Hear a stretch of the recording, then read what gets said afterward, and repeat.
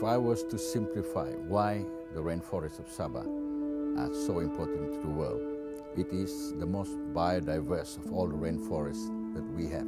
The three regions of Africa, South America, and of course Southeast Asia. And of all the rainforest types in the world, the dipterocarp forest, which is the dominant rainforest of Borneo, is the most endangered. It is the smallest of all the three regions, and it is where we have the capacity to destroy more than anywhere else of all the three regions. We are sitting on 3.9 million hectares of rainforest out of a land area of about 7.4 million. But when you convert it in terms of per hectare income, it is so low. As compared to oil palm, for example, which can give you a multiple of 50 times more. So, if the rainforests are going to disappear in large quantities here in Sabah, it's not because of political forces, it's not because of encroachments or illegal logging or things like that. It's simply because it simply is too low in value. How do you raise the value of rainforest? How have we been trying to do it here? We've gone for a mix. We have conservation in that particular area. We have natural forest management where reduced impact logging is employed, and at the same time, in order to generate income flow, we have set aside areas for industrial tree plantations. So far, there has been no depletion or reduction in the size of forests set aside for conservation or management of parks. And the unique situation in Sabah is whenever you have to take out rainforest for whatever reason, you must replace it with equal or better forest, if not bigger. So that has allowed for balance. We are in some ways in a desperate situation.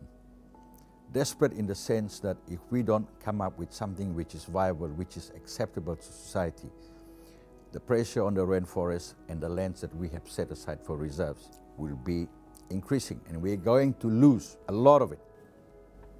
We are open to ideas, and that can only happen if you have a political situation that allows you to engage with the world. That's why we need to have new friends, we need to talk to old friends and see how we can address this. Does the world care, or does the world know that the rainforests are for everybody's benefit? Do they care that if we retain species here, we protect species there?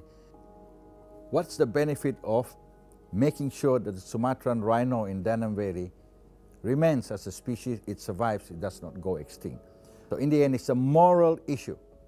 You retain rainforests because you don't want to destroy natural resources that have been endowed by God for mankind to enjoy, but to manage properly. If the rainforests are gone, or species are gone, then it is a failure for everybody. We can't let that happen. The situation is serious here in Sabah. We are looking at the positive side of issues, things, progress. But that can turn around overnight. And we must continue with our efforts. We must multiply the good things that are being put on the ground. And for that, you need resources, money, people. The policy side we can address. We need help. And we hope we are worthy partners. Let's move forward. Let's increase the value of rainforest. And if any type of rainforest needs help more than anywhere else, it is here in Southeast Asia. And the center of biodiversity is Borneo, where we are.